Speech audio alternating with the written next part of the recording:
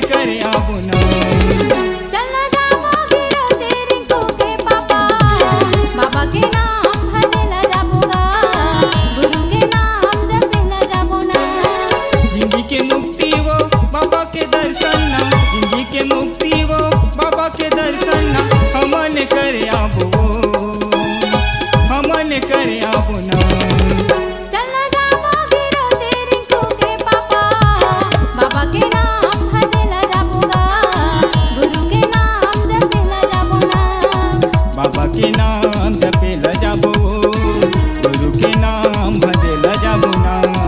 बाबा के नाम जपला जाबोगा, बाबा के नाम जपेला जाबो। बाबा के नाम जपला जाबोगा। C-Log Digital Recording Studio, Cordoba.